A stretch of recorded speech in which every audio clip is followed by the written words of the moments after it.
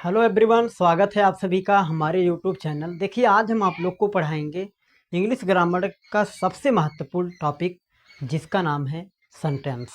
Sentence कहें या फिर पार्ट ऑफ सेंटेंस कहें, दोनों एक ही बात है। तो आज हम आप लोगों को सेंटेंस पढ़ाएंगे। ध्यान दीजिए, सेंटेंस होता क्या है। Sentence is a group of word. Sentence is a group of word which has complete sense. मतलब sentence is a group of word which has a complete sense. इसका मतलब यह हुआ कि शब्दों का ऐसा सार्थक समूह जिससे पूर्ण भाव प्रकट हो, सेंटेंस कहलाता है। शब्दों का ऐसा सार्थक समूह जिससे पूर्ण भाव प्रकट हो, सेंटेंस कहलाता है। जैसे आप एक एग्जांपल देखिए, Ram is going to school. तो यहाँ इसका कंप्लीट सेंस निकल रहा है कि हाँ, राम स्कूल जा रहा है। तो जिसका कंप्लीट सेंस निकले वही क्या होगा, आपका सेंटेंस होगा। यदि इसी एग्जाम्पल को अभी हम आगे पीछे करके लिख दें और तब इसका कंप्लीट सेंस न निकले, तो यहाँ पर ये सेंटेंस नहीं होगा। तो सेंटेंस होने के चांसेस क्या हैं, कंडीशन क्या है कि sentence is a group of word which has a complete sense, और एक सिस्टमेटिक ढंग से अरेंज भी किया रहे। मतलब एक सिस्टमेटिक ढंग से लिखा भी गया हो। ऐसा नहीं कि इसी को आगे पीछे करके लिख दें और उसका कोई सेंस ही न निकले, तो वहाँ पर ये सेंटेंस नहीं होगा। तो सेंटेंस का मतलब आई थिंक आप लोग समझ गए होंगे। ठीक, जैसे दूसरा एग्जाम्पल देखिए, यहाँ पर लिखा गया है I am a doctor, sorry I am a student. यहाँ पर लिखा गया है आई एम ए स्टूडेंट। यहाँ पर ये बताया जा रहा है कि मैं एक विद्यार्थी हूँ। तो इसका कंप्लीट सेंस निकल रहा है, इस सेंटेंस का कंप्लीट सेंस निकल रहा है। तो यही सेंटेंस है। अब यदि आप लोग सेंटेंस पढ़ते होंगे तो सुनते होंगे सब्जेक्ट क्या होता है, या ऑब्जेक्ट क्या होता है, वर्ब क्या होता है, कंप्लीमेंट क्या होता है। तो ध्यान से सुनिए कि सब्जेक्ट क्या होता है और वर्ब क्या होता है, ऑब्जेक्ट क्या होता है। इससे पहले ये समझिए कि सेंटेंस के कितने पार्ट होते हैं। तो ध्यान दीजिए, सेंटेंस के दो पार्ट होते हैं। पहला सब्जेक्ट होता है, दूसरा प्रेडिकेट होता है। पहला सब्जेक्ट, दूसरा प्रेडिकेट। सब्जेक्ट का भी यदि देखेंगे दो भाग होता है, एक क्वालिफायर होता है, दूसरा हेड वर्ड होता है। एक क्वालिफायर, दूसरा हेड वर्ड। तो सब्जेक्ट किसे कहते हैं और प्रेडिकेट किसे कहते हैं, ये आप लोगों को सबसे पहले समझना होगा। तो ध्यान दीजिए, जैसे यही एग्जाम्पल लिखा गया है, Ram is going to school. तो यहाँ पर ये जो राम है यही आपका क्या है, सब्जेक्ट। यहाँ पर जो राम है यही आपका क्या है, सब्जेक्ट। और बाकी जो ये इतना लिखा गया है इज गोइंग टू स्कूल, ये आपका क्या है, प्रेडिकेट। यही आपका क्या है, प्रेडिकेट। तो इस बात को ध्यान देना है कि सब्जेक्ट क्या होता है और प्रेडिकेट क्या होते हैं। सब्जेक्ट वह होता है जो किसी काम को करता है, वाक्य में जो काम को कर रहा है, सेंटेंस में जो काम को कर रहा है वही आपका सब्जेक्ट होगा। बाकी सब्जेक्ट के दाहिने तरफ जितना आप देखेंगे वही आपका क्या होगा, वो आपका प्रेडिकेट होगा। प्रेडिकेट में एक ऑब्जेक्ट आता है, वर्ब आता है और कंप्लीमेंट आता है, अदर वर्ड भी आते हैं। तो इस बात को ध्यान देना है कि सब्जेक्ट क्या होता है और प्रेडिकेट क्या होता है। दूसरा एग्जाम्पल आप देखिए, जैसे श्याम गोइज टू स्कूल। यहाँ पर श्याम स्कूल जा रहा है, तो यहाँ पर जाने का काम कौन कर रहा है, ये आपका श्याम। तो श्याम क्या होगा, ये सब्जेक्ट होगा। और बाकी गोज टू क्या हुआ है आपका, ये यही हो गया आपका प्रेडिकेट। प्रेडिकेट में वर्ब आ सकता है, ऑब्जेक्ट आ सकता है, अदर वर्ड और कॉम्प्लीमेंट सभी आ सकते हैं। इस बात को ध्यान देना है। तो प्रेडिकेट और सब्जेक्ट आप लोगों को समझ में आ गया होगा कि प्रेडिकेट क्या होता है और सब्जेक्ट क्या होती है। ये चीज़ ध्यान दीजिए, यही छोटी छोटी चीज़ आप लोगों को पता होना चाहिए। अदरवाइज जब आगे आप पढ़ेंगे, टेंथ में जब आप लोगों को हम पढ़ाएंगे तो ये नहीं समझ पाएंगे सब्जेक्ट क्या है, ऑब्जेक्ट क्या है। तब आगे बहुत परेशानी है।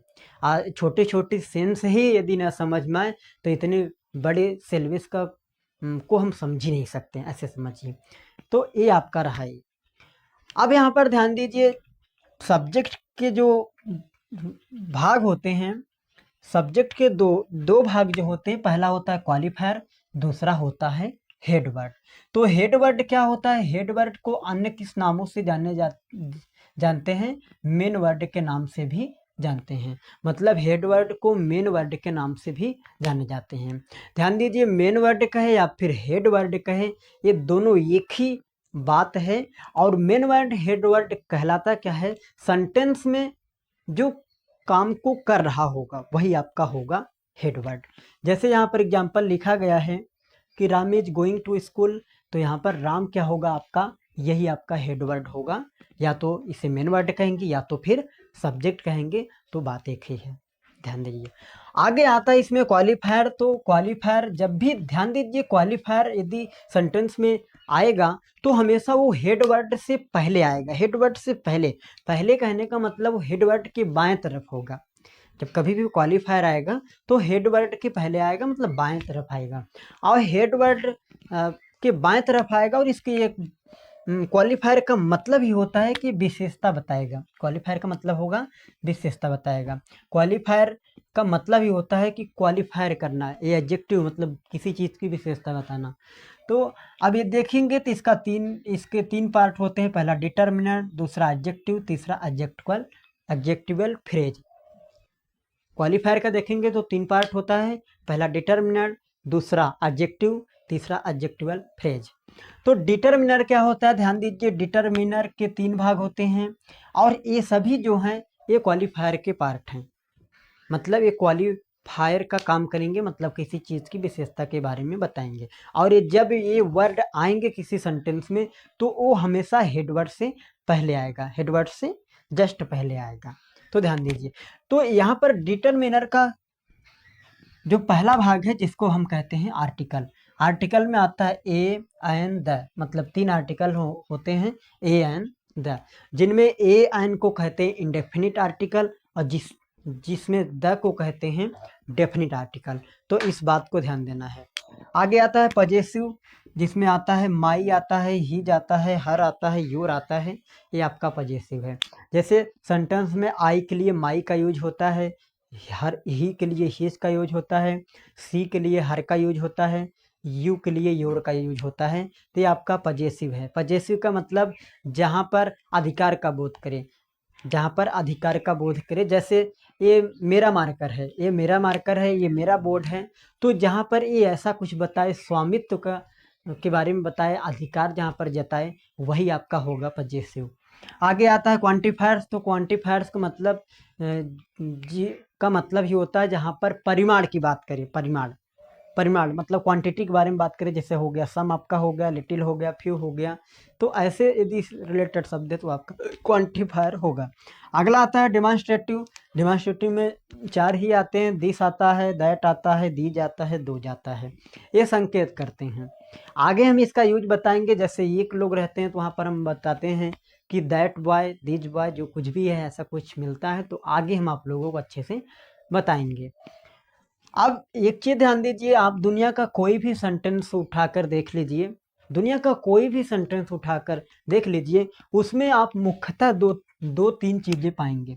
उसमें सब्जेक्ट तो जरूर रहेगा। दुनिया का ऐसा कोई सेंटेंस ही नहीं बना हो जिसमें सब्जेक्ट ना हो।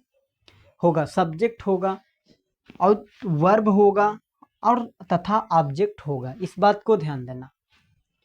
तो सब्जेक्ट क्या होता है हम आपको बता दिए। एक सब्जेक्ट क्या होता है, जो किसी काम को कर रहा होता है सेंटेंस में, वो आपका क्या होगा, सब्जेक्ट होगा। वर्ब क्या होता है, वर्ब को हिंदी में कहते हैं क्रिया। क्रिया मतलब क्या काम हो रहा है, किसी चीज का होना, वही आपका क्या होगा, वर्ब होगा। बाकी ऑब्जेक्ट क्या होता है, तो ऑब्जेक्ट के बारे में एक बार हम कहें तो जिस पर प्रभाव पड़ता है, जिस पर प्रभाव पड़ता है वही आपका होता है ऑब्जेक्ट। इस बात को ध्यान देना है। मतलब एक एग्जाम्पल कहें तो ऐसे समझिए कि Ram Yeats a mango, Ram Yeats a mango. तो यहाँ पर राम क्या है आपका, ये सब्जेक्ट है, क्योंकि यहाँ आम खाने का काम कौन कर रहा है, राम। ये आपका सब्जेक्ट है। और यहाँ पर ईट क्या है, वर्ब, क्योंकि यहाँ पर खाने का मतलब काम क्या हो रहा है, खाने का। यहाँ पर मैंगो क्या है, यही आपका क्या है, यही ऑब्जेक्ट है। मतलब यहाँ पर प्रभाव पड़ रहा है कि राम मैंगो खाता है, मतलब आम खाता है। तो यहाँ पर आम को खाया जा रहा है मतलब इस पर इम्पैक्ट पड़ रहा है, मतलब प्रभाव पड़ रहा है, और जिस पर प्रभाव पड़े वही आपका क्या होगा, वही आपका ऑब्जेक्ट होगा। तो इस बात को ध्यान देना है। कभी भी यदि किसी भी सेंटेंस में आप लोगों को ऑब्जेक्ट चेक करना हो तो कुछ नहीं करना है, सेंटेंस से आप लोगों को प्रश्न करना है। सेंटेंस से आप लोगों को प्रश्न क्या करना है, आपको प्रश्न करना है क्या, मतलब व्हाट और हुज, ये दोनों ही प्रश्न आप लोगों को करना है, तुरंत आपको ऑब्जेक्ट पता चल जाएगा। जैसे राम ईट्स अ मैंगो, तो यहाँ पर यदि हम कहें कि राम क्या खा रहा है तो तुरंत उत्तर मिलेगा कि राम आम खा रहा है। तो ये आपका क्या है, यही ऑब्जेक्ट है। किसको खा रहा है, मतलब आम को खा रहा है। तो यही है, जब भी आप लोगों को सेंटेंस में ऑब्जेक्ट को ढूंढना हो तो आप सबसे पहले सेंटेंस से प्रश्न करिए व्हाट क्या, हुज किसको, तो तुरंत आपको ऑब्जेक्ट पता चल जाएगा। तो अगला एग्जाम्पल जैसे आप देखिए, यहाँ पर एक एग्जाम्पल और है, Ram is writing a letter, Ram एक पत्र लिख रहा है। क्या लिख रहा है, तो लेटर। तो यही आपका क्या होगा, ऑब्जेक्ट। अब मान लीजिए और यदि कहते हैं Ram is writing a letter to his brother, to his brother, किसको लिख रहा है, मतलब टू हिज ब्रदर, मतलब अपने भाई को लिख रहा है। तो हिज ब्रदर क्या होगा, यही आपका ऑब्जेक्ट होगा। डियर स्टूडेंट, इस बात को ध्यान दीजिए, यदि छोटी छोटी सेंस आपको ये नहीं पता रहेगी तो आगे का ग्रामर आप नहीं सीख पाएंगे। इसलिए आप लोग से हमारा कोऑपरेशन चाहिए कि इस चीज़ को अच्छे से आप लोग समझिए कि सब्जेक्ट क्या होता है, वर्ब क्या होता है, ऑब्जेक्ट क्या होता है। यदि ये सब आप लोग नहीं समझ पाए तो आगे प्रॉब्लम ही प्रॉब्लम है, इस बात को ध्यान दीजिए। तो ये आपका हो गया। अब यहाँ पर ध्यान दीजिए कि कम्प्लीमेंट क्या होता है। तो कम्प्लीमेंट के बारे में बताएं, जो सेंटेंस का अर्थ को कंप्लीट करता है, मतलब यहाँ पर प्रभाव नहीं पड़ेगा, जो केवल सेंटेंस के अर्थ को पूरा कर दे। जैसे हम आपसे कहें he is a doctor, he is a doctor, तो यहाँ पर कोई काम नहीं हो रहा है, ध्यान दीजिए यहाँ पर काम नहीं हो रहा है, तो ये इस पर इम्पैक्ट तो पड़ेगा नहीं। अब यदि ऐसे प्रश्न करें कि क्या, तो ऐसा कुछ भी नहीं है, तो इसलिए क्या होगा आपका ये, यही आपका कम्प्लीमेंट होगा, मतलब सीधी सीधी जो सेंटेंस के अर्थ को पूरा करे। जैसे ही इज ए टीचर, तो ये आपका क्या है, आई एम ए स्टूडेंट, तो ये क्या है आपका, यही कम्प्लीमेंट है। कम्प्लीमेंट का ये भी मतलब होता है जहाँ पर इम्पैक्ट न पड़े, प्रभाव न पड़े, वो आपका कम्प्लीमेंट होगा। जैसे अगला एग्जाम्पल देखिए, मोहन गोज टू मुंबई, तो यहाँ पर मोहन मुंबई, यदि हम इस सेंटेंस में प्रश्न करें मोहन गोज टू मुंबई, मोहन क्या जाता है, तो क्या जाता है, तो ऐसा कोई सेंस नहीं निकल रहा है। वो बता दिए हैं को वाट, आपको ऑब्जेक्ट मिलेगा। यहाँ तो कहाँ जा रहा है, मतलब बेयर लगा रहे हैं, तो इसलिए यहाँ पर ये ऑब्जेक्ट नहीं है। तो यहाँ पर यही कम्प्लीमेंट है, यहाँ पर कोई इम्पैक्ट नहीं पड़ रहा है। मोहन बम्बई जा रहा है, तो मोहन के बम्बई जाने से बम्बई धस नहीं जा रहा है, कि ऐसा नहीं है कि मोहन बम्बई गया, बम्बई में तहलका मच गया, ऐसा कुछ भी नहीं है। तो तहलका जहाँ न मचे वो आपका कम्प्लीमेंट होगा। अब मैं कहूँ I am going to market, तो हमारे मार्केट जाने से मार्केट ऐसे कांप नहीं रहा है, मार्केट धस नहीं जा रहा है, तो वहाँ पर इम्पैक्ट नहीं पड़ रहा है। तो जहाँ इम्पैक्ट न पड़े वो आपका क्या होगा, कम्प्लीमेंट। इस बात को ध्यान देना है, इस बात को ध्यान देना है। अब यहाँ पर एक बात और ध्यान दीजिए कि हेड वर्ड से पहले जितने भी वर्ड होंगे वो आपका क्या होंगे, क्वालिफायर होंगे। और क्वालिफायर का केवल एक ही मतलब होता है, वो क्वालिफाई कर्ता की विशेषता के बारे में बताएंगे। तो इस बात को आप लोगों को ध्यान देना है। तो ध्यान दीजिए, वर्ब क्या होता है, सेंटेंस में जो काम हो रहा है वही आपका क्या होगा, वर्ब। मतलब सेंटेंस में जो काम हो रहा है वही आपका होगा वर्ब। और वर्ब दो प्रकार के होता है, ध्यान दीजिए, एक होता है आपका हेल्पिंग वर्ब होता है, एक हेल्पिंग वर्ब होता है, और एक आपका मेन वर्ब। एक हेल्पिंग वर्ब, एक आपका होता है मेन वर्ब। हेल्पिंग वर्ब क्या होता है, जैसे आप जितने भी टेंस के वर्ब देखे होंगे, पढ़े होंगे। इज हो गया, आई एम हो गया, आर हो गया, was, were, has, have, had और विल, शैल, ऐसे जो होते हैं वो आपका हेल्पिंग वर्ब होंगे। मेन वर्ब क्या होता है, जो मुख्य क्रिया होता है। जैसे यहाँ पर एक एग्जाम्पल आप देखिए, एक एग्जाम्पल आप इधर देखिए, जैसे यहाँ पर लिखा गया है Ram is writing a letter. Ram is writing a letter, तो यहाँ पर जो इज है ये आपका हेल्पिंग वर्ब है, और यहाँ पर राइटिंग जो है यही आपका मेन वर्ब है। राइटिंग आपका मेन वर्ब है और इज क्या है आपका हेल्पिंग वर्ब है, और इसमें सब्जेक्ट क्या है, राम है, और ऑब्जेक्ट क्या है, लेटर। इस बात को ध्यान देना है, इस बात को अच्छे से ध्यान देना है। ये आपका क्या है, सब्जेक्ट, ये आपका वर्ब, और ये आपका मेन वर्ब, और ये आपका क्या है, ऑब्जेक्ट। तो इस बात को ध्यान देना है। और हाँ, यदि सेंटेंस में एक ही वर्ब हो तो वह आपका मेन वर्ब का काम करेगा। अगर सेंटेंस में एक ही वर्ब है तो वह आपका मेन वर्ब का काम करेगा। तो फिर से वन वे में समझिए, सेंटेंस क्या होता है। Sentence is a group of word which has a complete sense. शब्दों का ऐसा सार्थक समूह जिससे पूर्ण भाव प्रकट हो, वाक्य कहलाता है या फिर सेंटेंस कहलाता है। सेंटेंस के दो भाग होते हैं, सब्जेक्ट और प्रेडिकेट। सब्जेक्ट के दो भाग होते हैं, क्वालिफायर, हेडवर्ड। क्वालिफायर क्या होता है, जो सेंटेंस में किसी कर्ता को, कर्ता मतलब करने वाले की विशेषता को बताता है।